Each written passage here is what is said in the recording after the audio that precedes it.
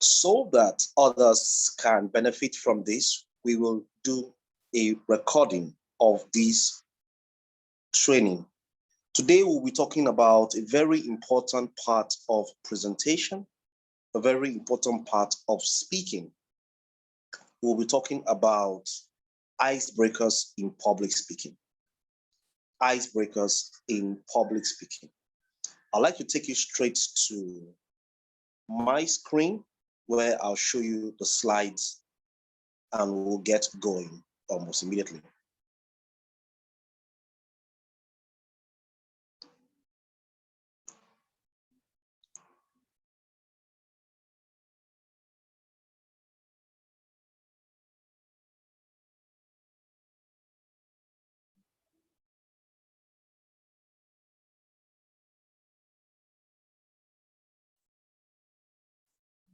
If you do have your notes and your pen, I'd love you to take down as many notes and as much notes as you can. Welcome to Public Speaking School.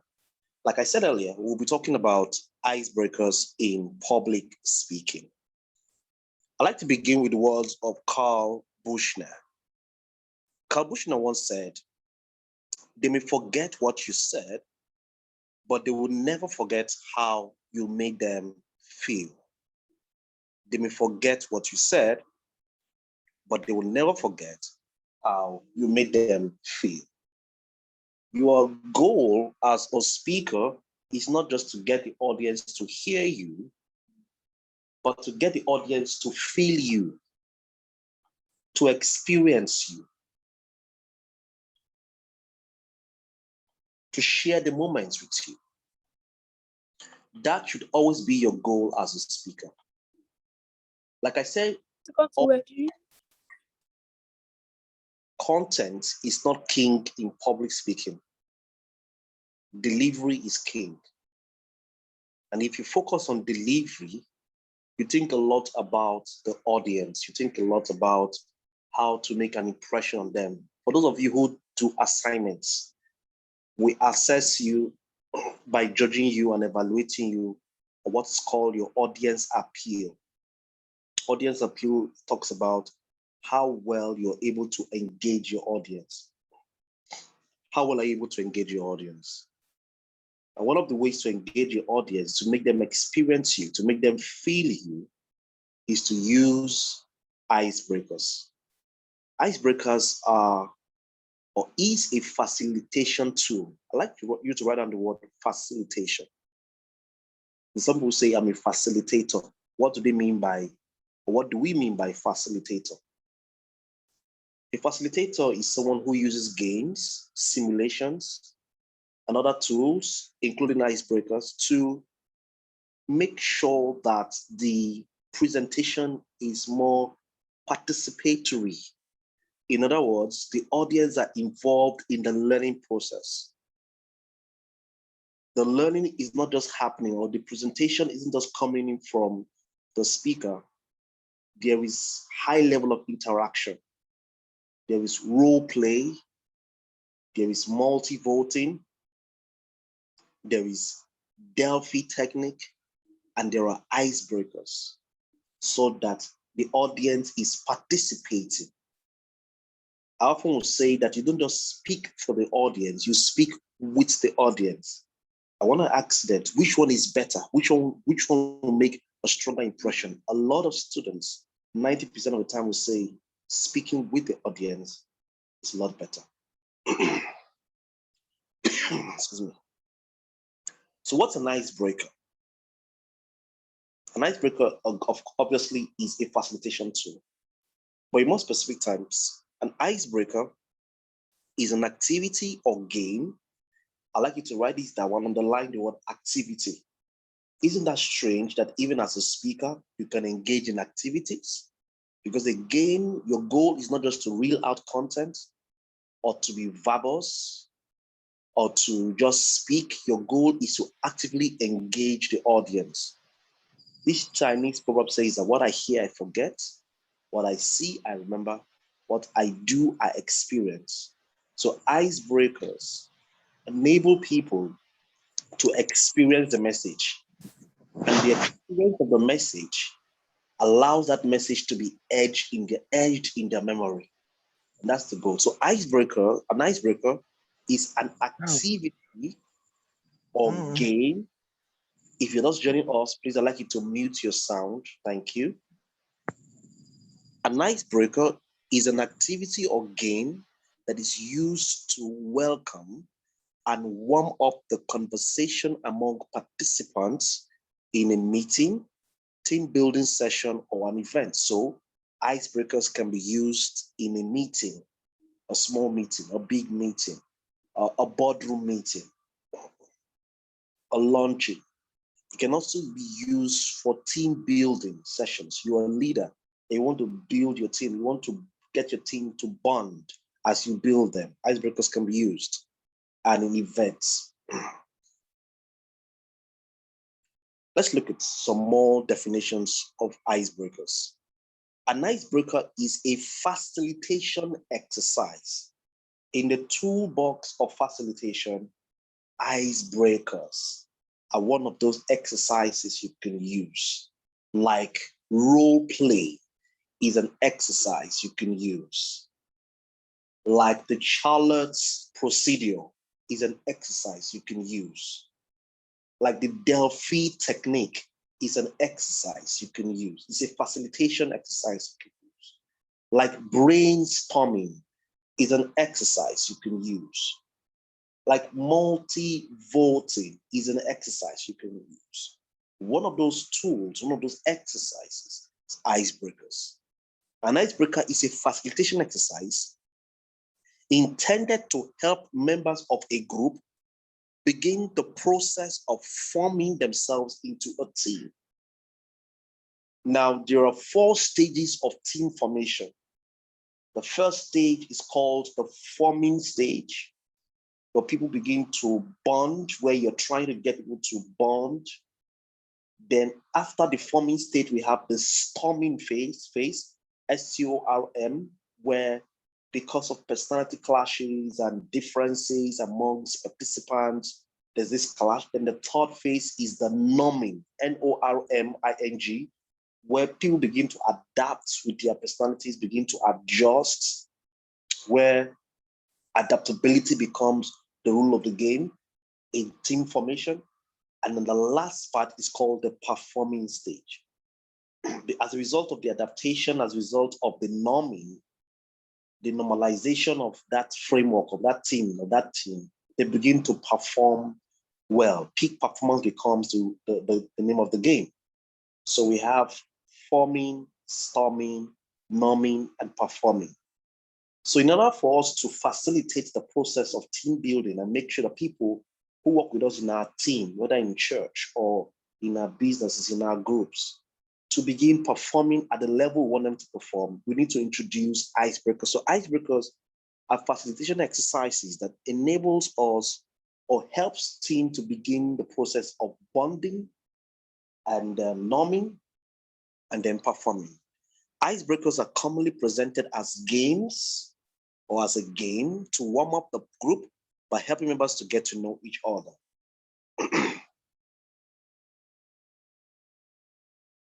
All right, so let's look at the purpose of icebreakers. What's the purpose of icebreakers?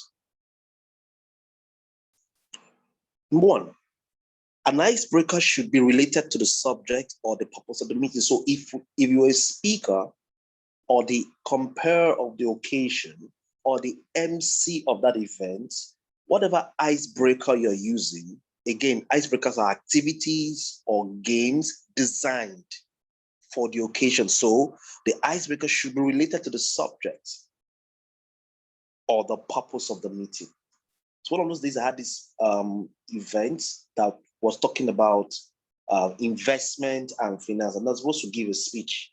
I was supposed to give the keynote address. I was the first speaker. I was to flag off the event. My presentation was a curtain raiser.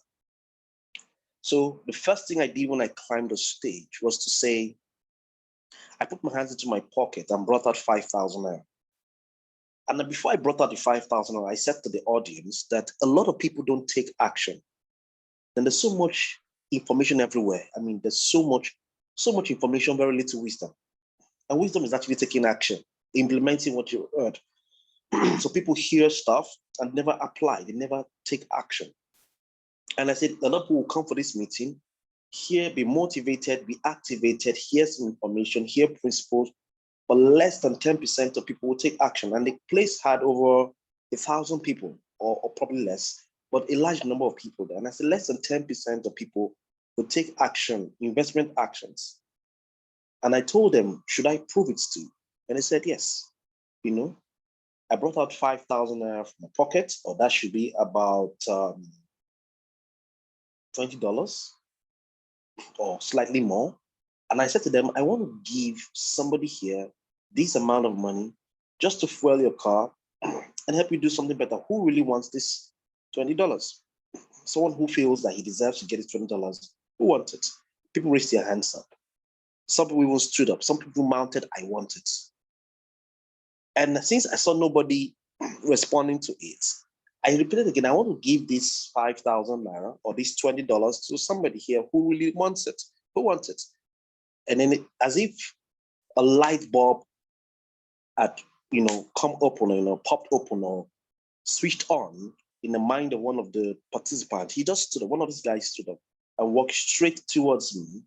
And when the person got to me, I gave him the 25,000 naira. And people were like, I know, but I was the first person to raise up my hands. The other person said, I stood up first. The other person said, I did this. But I gave him the 5,000 naira. And I said to the audience, I just said that less than 10% of people don't take action. Only this guy really wanted this money. And that's why he came towards me. The proof of desire is pursuit. The proof that you desire something is pursuit. And then I began by saying my primacy, my opening was the importance of taking actions and investment decisions. So that icebreaker was an opener. That icebreaker served as my primacy. That icebreaker served as an introduction. So you can start thinking of icebreakers, activities, games that should be related to the subject and the purpose of the meeting. If you are in a collaborative learning environment, if a collaborative learning environment is needed for training projects, then an icebreaker exercise that promotes collaboration could be chosen. Like in this case, we're doing something that had to do with our dreams. We call it the vision board exercise. And then we created that icebreaker for people to, share their magazines, clippings, and their cuttings, and then to discuss about how best to represent their dreams on those cardboards. All right. Another purpose of icebreakers is this. Icebreakers help people to get to know each other and buy into the purpose of the events. So when you tell the audience, look at your neighbor eyeball to eyeball and tell them you're looking good, have a conversation with your neighbor, tell them this or tell them, we do that a lot in church. That is a form of icebreaker and it's part of public speaking. It's part of your audience appeal. It's part of your audience engagement. The audience will remember those activities. And actually, if those activities are tied to a point, tied to a message, it will make a lot of sense, all right? Icebreakers are activities designed to engage the audience and get them ready to listen to what you're about to say. We already said that. Icebreakers, now this is very important. Now it's important I say that there are different kinds of icebreakers, and I don't want to go ahead of myself. I'll talk about that shortly. But here's very important to realize that there are certain times that icebreakers could be threatening. And icebreakers have to be related to the environment, and it's dependent on the kind of audience you're dealing with. It's dependent on the public speaking setting. We've talked to you about public speaking settings. We have formal settings in business meetings, executive meetings. We have informal settings.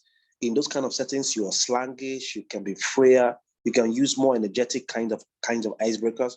We have special occasion settings. And of course, we have what is called persuasive settings. So, but There are cases where icebreakers need to be relaxing and less threatening. For example, icebreakers in professional settings should not require people to reveal personal information or touch other people, as this may be stressful or culturally inappropriate. They should not embarrass the participants or make them feel compelled to participate. They should also not show disrespect for any social or professional hierarchies in the group, as this can be uncomfortable for participants. So you've got to choose the kind of icebreakers to use, whenever you're doing your presentation. Now, icebreakers can be used before a presentation. On Tuesday, we had class, the offline class, and then we did an icebreaker before we started the class. You can also use icebreakers in between your presentation to transition from one point to another point, or to transition from one subject matter to another subject matter. Fantastic way to transition. You can also use icebreakers after the close. There's this exercise we did, and I'm going to explain to you shortly. I'll tell you about it, where we talked about team building, why we need to work together as a team, strategy, the effect of a missing link, why people need to work together. And at the end of the class, we went outside to do the water game exercise, the water chain exercise. I'll tell you that shortly. If you're just joining us in the group, I'd like you to mute. If you're just joining in, please try and mute your sound. If you're just joining in, try and mute your sound. Someone just came in, try and mute your sound. Thank you.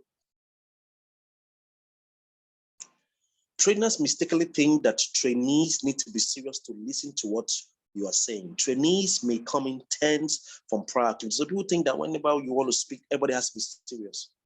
It doesn't work that way. What you do is that icebreakers are effective ways to encourage group dynamics and get your presentation on a good start. People will just say, wow, this guy is fantastic. At this meeting I spoke at in Benin. Benin is a city in Edo State, Nigeria. And guess what happened in that meeting? I mean, the crowd was huge.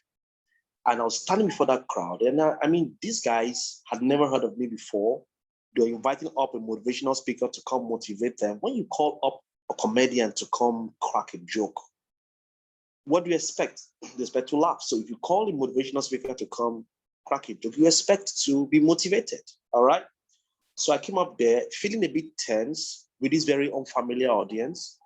In fact, when they told them to clap for me, a lot of them did not clap for me because they didn't know who I was. So when I got there, the first thing I did was an icebreaker.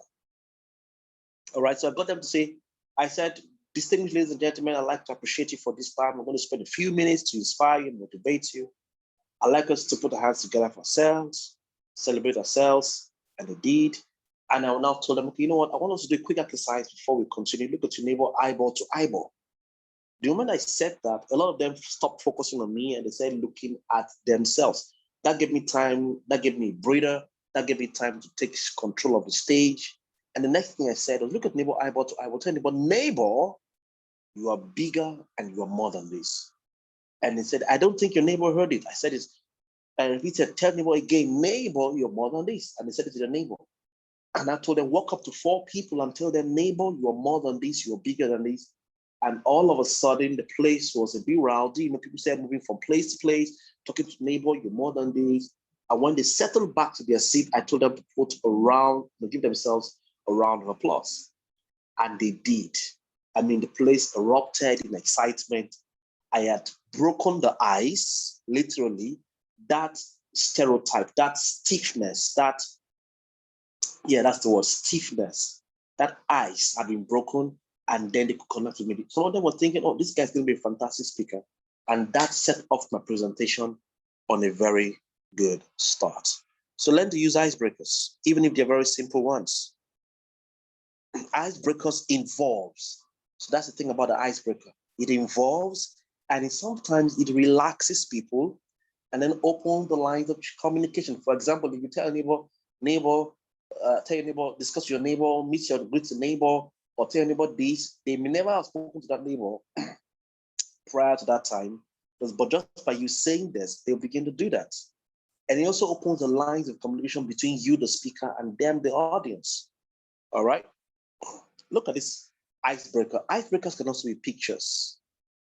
Icebreakers can be pictures. Now, I do this exercise a lot. When I'm talking about financial vehicle, how many financial vehicles are you driving?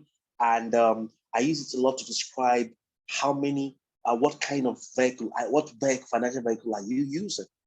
So now I live in a city called Uyo. Uyo is like, Uyo is very far from Lagos. And so I often will tell them, I say, okay, my destination from the city of Uyo or whatever city, wherever I am, to Lagos. Or when I was in Lagos, I'll say my destination from Lagos to Uyo or to Calabar. How long will it take me? How long will it take this lady and her children to ride on this bicycle and get to that destination? And people will begin to talk. I mean, the audience is excited. They'll give me details. 1 month, 2 months. As a matter of fact, she'll get tired, she'll get injured, she'll sleep along the way, she won't be able to get to her destination. I'm involving the audience. And I tell them, okay, let's assume that I choose to go from Uyo to Lagos. And I decide to use this tricycle. And that man is trying to go, with the tricycle, with those men. How long will it take him to go? People begin to smile and laugh and say, oh, to take them like 2 weeks. I mean, can a tricycle really move from that destination? That's a lot. Blah, blah, blah. I'm engaging them, having that conversation. I take it a step further. I say, okay, this is an old Peugeot, a 504 Peugeot. How long will it take us to move from Uyo to Lagos? And they will say to me, wow, that will take like, let's say 2 days or 14 hours. And we all smile. People give their own opinion about how long it will take. And I say, okay, let's take it a step further. How long will it take this vehicle to move from Uyo to Lagos? They'll say, 8 hours, 7 hours, and they're excited about this at this stage. I said, wow. I move on to the next point. I said, okay, this is the aircraft that the governor of Akwa Ibom has put together, and it's right here in Uyo. How long will it take us to move from here to Lagos? And people say, come on, 55 minutes, 45 minutes, they're excited. And I tell them, all right, let's take it a step further. How long will it take us to move from Uyo? I mean, we want to bump Lagos. We want to destroy Lagos. How long will it take us? And people say, in 20 minutes, 10 minutes, jet speed. And then I'll tell them at the end of these pictorial icebreakers, look at your neighbor and tell your neighbor, what vehicle are you driving? And I'll tell them that what I just described is a metaphor. It's not real. All of us are driving financial vehicles. Some of us are if you're going on a salary and depending on the salary to make you rich, to get to your financial destination quickly, you're going to take a long time, only a month or two, probably never get to that destination. All right? Or maybe you're using a keke or what you call a tricycle. It will take a very long time to reach your destination. So ask your neighbor, what financial vehicle are you driving? But there's some businesses, there's some investments that if you did, they would be like the CRV, they'll be like the plane, they'll be like a jet speed kind of approach to your financial destination. And this is so important. And I won't further to them, how many vehicles are you driving? So that little exercise, an icebreaker, is a pictorial icebreaker that truly, really engages the audience. All right. So icebreakers revives energy in the audience. You are at an event, and then the previous speaker has done a very, very long job. He's been talking and talking and talking, and then the next speaker, if you are my students, you're not just going to go there and start speaking. No, you're going to use an icebreaker, a carefully designed, thought through icebreaker that will revive the energy or the feeling energy of the audience. Could be anything. Could be a breather. It could be stand up, move your body, change your seats. All of those things are powerful, and they could get you to really work. Now, what I want you to do, I want you to do something very carefully. If you're listening to this, wherever you're listening to this, I want you to get a piece of paper, and we're going to do an icebreaker exercise at the end of this training. So don't miss it. Get a piece of paper, a full sheet of paper. We'll do an icebreaker exercise at the end of it. All right. And it will need you to close your eyes. Okay. All right. So icebreakers revives feeling energy in the audience. All right. Now, when it comes to attention, at the beginning of a presentation, the attention goes up and then it plateaus and it begins to nosedive or ebb. And when you see that line, the intervention, you intervene at that point. What most likely would you do to intervene to get back the attention of the audience? That should be an icebreaker. There are certain icebreakers that stimulate creativity. I mean, when you're doing a vision board kind of icebreaker, like that guy is doing down there, writing about your future, your story, your goals, and actually cutting out magazines, cutting out pictures of your future and placing them on a cardboard, for your year. And people become a lot creative. They go on the internet, they print out pictures, they get magazines and they cut out pieces and put together. And there are many other kinds of icebreakers that stimulates your creativity, the genius in you. One of the things I know about icebreakers is that very often when I put together events, and like I said earlier, that icebreakers are facilitation tools.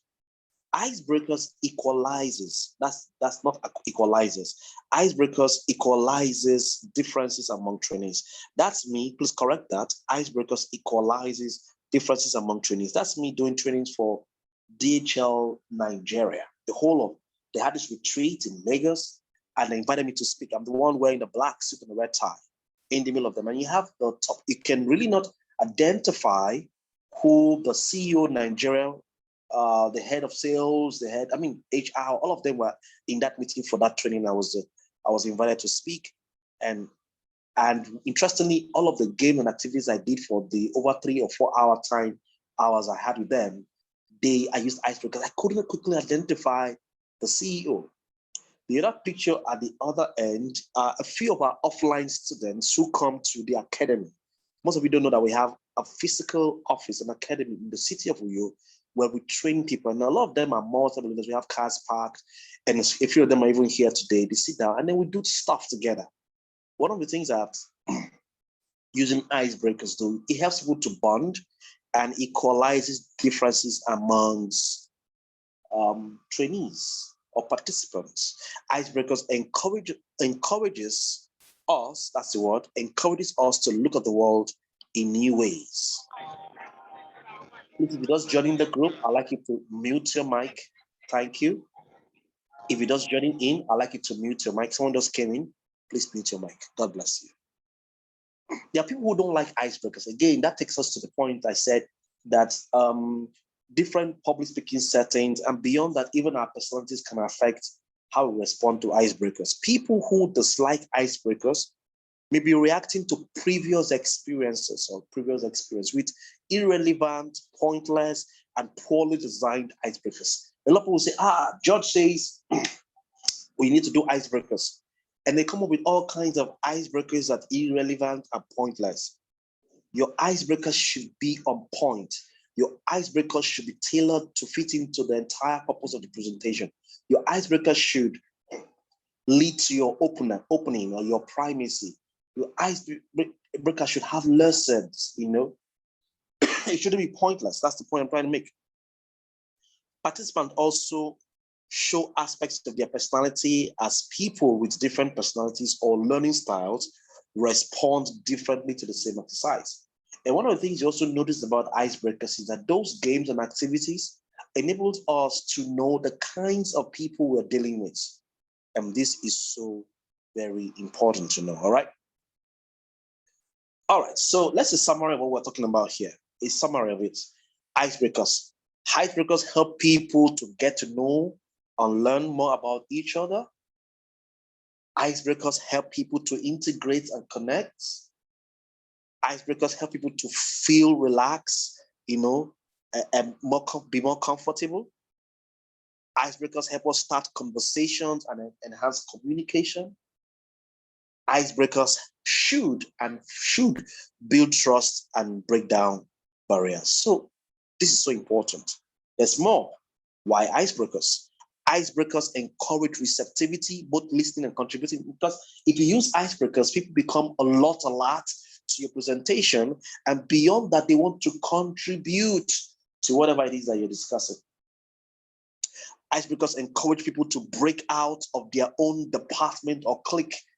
And because it depends on the kind of icebreakers you're creating, there are certain people who are clique oriented, who are inwards. Some people like to form cliques, some people like to be with themselves. But by using icebreakers, you can break them up. Now, I came for a meeting late for one of those meetings. I came out and for this meeting, and the resource person was like, George, you're around. George is around. Okay, can you say a few things to others to inspire them? A few things. Okay, there's no problem. And I realized that these guys have been sitting down for close to 4 hours. It was a policy training kind of thing. So the first thing I did when I climbed the stage to speak was to tell them, guys, I'm not going to spend so much of your time, but I want us to do something very quickly. All right.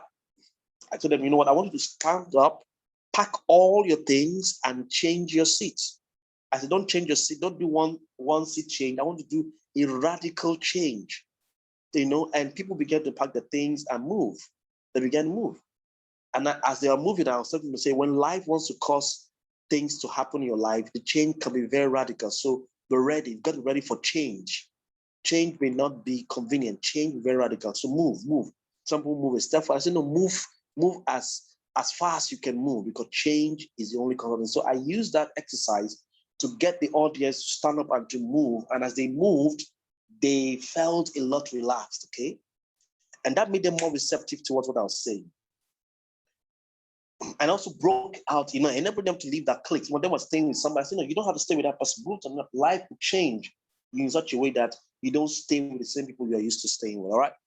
And icebreakers also energize and motivate participants, and they also inspire creativity and imagination. That's basically the summary of what we've been talking about in the last few minutes. So what are different kinds of icebreakers that we have? I've been doing some description. I want to now go into more specifics. We call the first kind of icebreakers introducers or introductory icebreakers. As the name implies, often when people get together for the first time, they do not all know themselves. And when you're in that kind of situation, you want to get them, especially when it's a small group meeting, you want to get them to know themselves. So if you have a piece of paper right there, take out a sheet of paper, and I want you to do this. You're going to snapshot of it and upload it on our WhatsApp group. Let me know that you're taking note. And I want you to just take that sheet of paper, I mean a full sheet of paper, not just any kind of, a full sheet of paper, and I want you to fold it into 3 equal parts. Fold the paper into 3 equal parts. I want you to do that. All right. If you have done that, fold it into 3 equal parts. Then turn the side of the paper and write down your name in block letters, very large. Make sure that it's very large. For example, when you fold it into 3 equal parts, then write down your name. My name will be George. Your first name, actually, your first name, just your first name. And then open up the paper and stand it like a triangle. So when I have stand it like a triangle, like a pyramid, you just see something, and I'm sure you can do that. So the first time I did that exercise, I do that exercise in small meetings, and that will enable me know their names of people. That's an introductory exercise, getting to get people to know me, to know their names in small meetings, in team building sessions. So introductory icebreakers or icebreaker games and activities not only help people begin to know each other, but also help them recognize and appreciate differences and similarities. Now we're going to do something that emphasizes our difference and similarity, or our differences, at the end of the presentation. I want you to pay attention to that, okay? So Introducers or introductory icebreakers can be as simple as asking each person to tell the group their name, one fact about themselves, or they can be complicated exercises designed to build trust and desire to work together. All right. Now, another kind of icebreakers we have are called energizers. Energizers. Now, the name implies they are very, very energetic, and you can use them. Again, remember, it depends on the kind of audience, the kind of public speaking setting, but you use energizers basically to emphasize a point. You also use energizers, activity-based kind of icebreakers to transition, that is to move to a new topic. And then you use energizers to revitalize the group. Like you see that picture there of me, we had a bunch of millionaires in a meeting and I was really getting them to be energized. You'd be surprised, they will do it. All right. The thing about energizers is that they tend to be loud and physical. All right. That's the thing about energizers. And they're used to revitalize, right? To emphasize a point. For example, Russia, change your seat. Like I gave you an example of how I got you to change your seat. That's an energizer. Rearrange the room, okay. Get them to do aerobics, all right. Stretch or do breathing exercises. All of those energizers can work. Again, don't just do pointless icebreakers. Make sure that whatever exercise you're doing is related to the point or the message that you're sharing. There's this exercise we do. I'm not going to describe it to you, but what I want you to do is that I want you to write web of strength. Web of strength exercise. Go on Google and search for it. Just search and see how it works. Web of strength. It's a simple exercise. Or go on YouTube and search for the video display, representation of this web of strength. It's a very good exercise that talks about strength and groups, and that's the pictorial description of it. And then from there, you can learn a whole lot about teamwork and team building. Again, icebreakers are used for small events to bond. If you're a leader and you have icebreakers, you're going to help your people to bond. If you are a facilitator, you know, people sometimes I do events and those events can last for 5 hours. Does that mean that I'm speaking for all of that 5 hours? No, I'm speaking for an hour. And the other remaining 4 hours, I'm involving the audience in a lot of activities. I'm actively getting them to learn using icebreakers and other facilitation tools. That makes that because again, people don't just want to hear you, they want to experience you. You want to engage them. What they hear, they forget. What they see, they remember. What they do, they experience. Is that experience that is edged to their memory. You see, this exercise, this is what we're going to do after I'm done with this class. And I want you to do this exercise.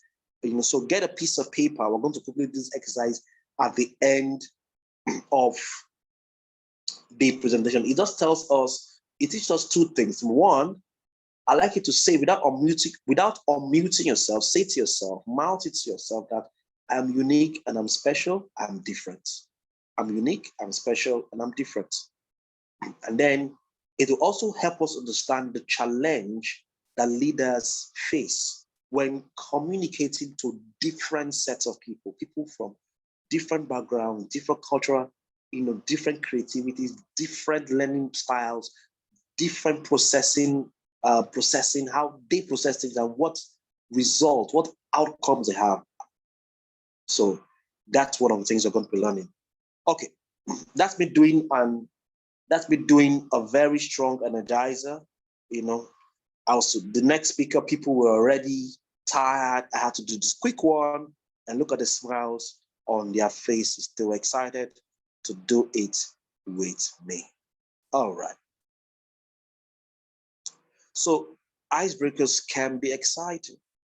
If you icebreakers like get to know you icebreakers. Icebreakers are frequently represented in a form of a game or warm-up, a group by helping. Icebreakers are frequently represented in the form of a game to warm up a group by helping the members to get to know each other. They often focus on sharing information such as names, personal facts, hobbies, etc.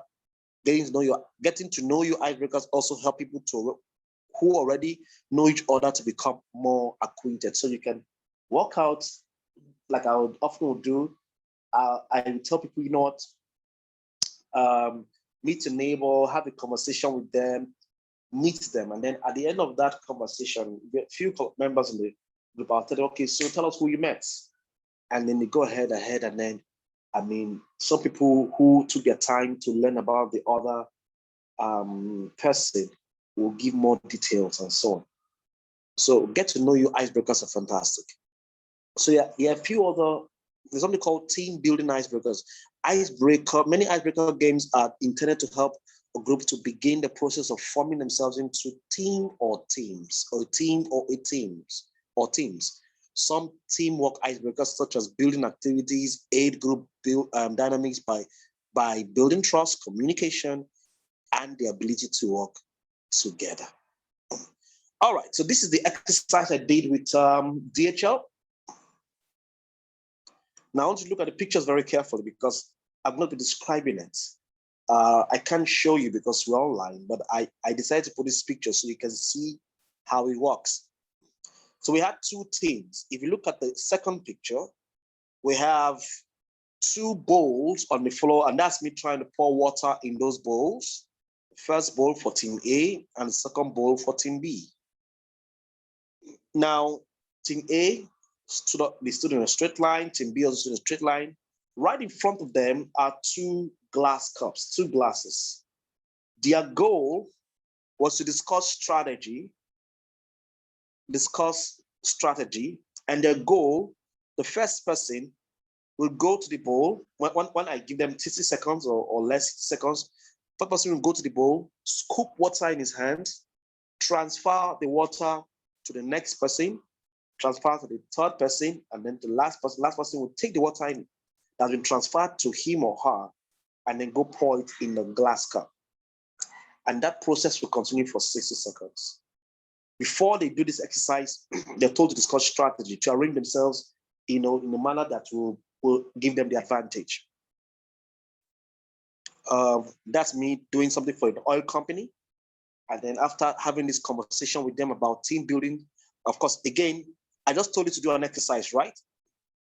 The exercise was about folding papers into 3 equal parts. If you look at the table, you will notice that certain papers are folded in triangle format. So if you fold a paper into 3 equal parts, you'd have something that you can now place them on the table. By looking at those things, I could call their names. I could quickly know their names. And if they didn't know themselves, they could also know their names. These were interns in an oil company, about 12 of them, that the organization wanted me to train and get them to integrate into the business. And so I was teaching them corporate culture and target actualization. And that's the meeting we had. So from there, we now had that session. Just the same thing I told you about, that's them. That's the scooper carrying water, transferring the water to the next person. There's also another team, not there, but there's another team and their goal is to take that water and place it, to walk a distance and place it, in the cup. So these are examples of icebreakers. Okay, so that's them discussing strategy, talking about how it's going to work. And then, so icebreakers will not only work for adults, icebreakers will work for children. So that's me working with children. I mean, if you're going to work with children, you've got to learn how to use a lot of icebreakers. That's how children don't have the time to sit down and listen to all of your conversation. They want to be involved. And so you see me there doing what is called a melon clap. I have all of those exercises that I use when I'm dealing with children. The children remember me. They love me. Uncle, uncle, uncle. It's just the same thing. It's part of public speaking. So icebreakers can also be questions. Someone asked me the other day and said, George, how do I, please tell me, you don't score me high on audience appeal. How do I get high on audience appeals? Learn to ask questions. Questions arrest attention. Icebreaker questions, as the name implies, icebreaker questions simply elicit information from people in an effort to get them more comfortable and relaxed. Icebreaker questions can be serious or funny. The best icebreaker questions are designed specifically for an identified age and purpose and prepare people for activities or exercises that follow. So you can just be throughout your presentation. Are you with me? Lift up your hands if you're with me. Do you understand? Questions are icebreakers because they get them to break out from that hypnotic trance associated with passive learning. Icebreakers are it's pattern interrupts. Icebreaker breaker questions are pattern interrupts. They help us to break out, help the audience or participants to break out from hypnotic trance associated with passive learning. When people are engrossed with a message, they are literally hypnotized. Maybe you're telling a story or something. So if you can use an icebreaker, e.g. a story, to break them out of that hypnotic trance associated with passive learning. And it's a good way to fly. So I use a lot of picture icebreakers, so you could go get them. Again, it could be activities. Sometimes it could be pictures. I'm sure you've seen me do this before. Now, in the comment section, I want you to tell me what color you see. I'll give you a few seconds for you to do it. Now, some people will look at this shoe and say, I see the lace in the shoe is white. And the shoe itself is milk. Some people will say, no, the lace is tortoise or tortoise green, and the shoe is gray. I mean, people see different and at the end of the day, and I'm sure that if you look at it carefully and give me your thoughts on the chat room, in the chat segment, you're going to give me different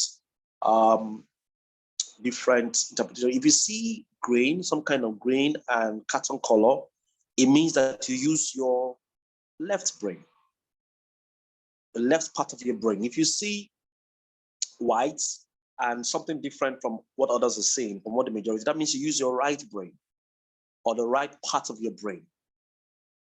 And the left brain means that you're very constructive, you're very critical, you're very logical, you're not given to fables. And then the right brain means that you are, that's the right brain means that you're more of the creative person, you're willing to experiment, to see what others are not seeing. And that's it. And so I use this exercise sometimes to tell people that people are different and also that people see things differently based on what part of the brain they're using. So that's a pictorial icebreaker.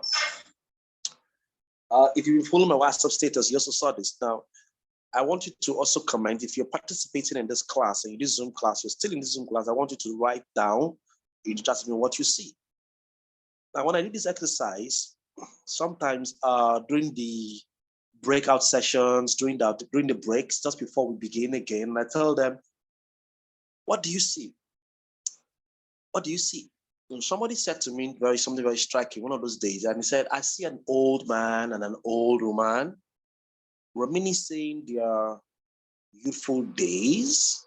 The old woman, as a young woman, was very entrepreneurial. So if you look carefully, you see a young woman putting her hands, carrying something on her head. That means she was very entrepreneurial. And then the man himself was a music lover, and you see him there playing the guitar. And so they're looking at themselves and they love themselves. In the middle, in between the faces of the old man and the old woman, or the young man and the young woman, is a vase like a cup. And you call that the cup of love. By the ear of the old man, you see the picture of a certain lady. Could mean that man had a side chick or was unfaithful. But in spite and despite, their love remains together. There's this bond between them, gone through a lot. I mean, the woman also had drinking problems. Look at the earring on the woman, and it looks like a bottle that she had. She had a drinking problem, though she was entrepreneurial. He had a side chick, though she loved her. But the vase of love has kept them together. So that's A woman put that interpretation out, and I was so inspired by how she was able to say it. Now, some people don't even see that. I'm sure some of you are looking up for the young person. Some people just see the old man and the old woman, and that's all. Or some people see the young woman. Some people don't even see the young woman carrying something on her head. And we don't see all of those fine details. So these things can be revitalizing. They are pictorial icebreakers that engage the audience very aggressively. So as you wrap up today, there are different icebreakers you can use. You could begin a story and not finish it. Ask a question. Question icebreakers are powerful. Change your seat. Breathing exercise. Raise your hand. Questions. Introduce yourself as a fruit. Breaking news. These are the various kinds of icebreakers that we have.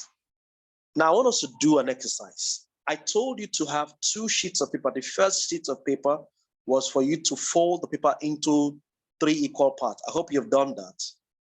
You can now unmute and tell me if you've done that first one. You can unmute now, tell me if you've done that first one. All right. So the second exercise I want us to do, for those of you still with me, is this. Take a separate sheet of paper. All right.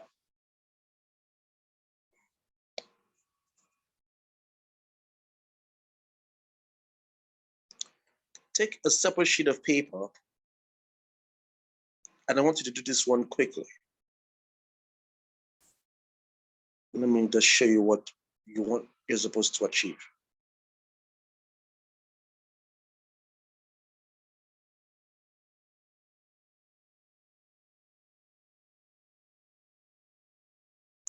Take a separate sheet of paper and fold that paper into 2 equal parts. Fold the paper into 2 equal parts. Now I want you to take that paper again. That same paper you've folded into 2 equal parts. Fold it again into 2 equal parts. So you've done the first folding, you're now doing the second folding. Fold the paper into 2 equal parts and fold the paper again into equal parts. Now I want you to close your eyes as you do this. Now, if you've done that, it means that you either have a square or you have a rectangle. I repeat myself, fold that paper into 2 equal parts the first time. Fold the paper a second time into 2 equal parts. So you either have a square or you have a rectangle. If you have a square or rectangle, that means that you have 4 edges. You have 4 edges. You have the upper right edge.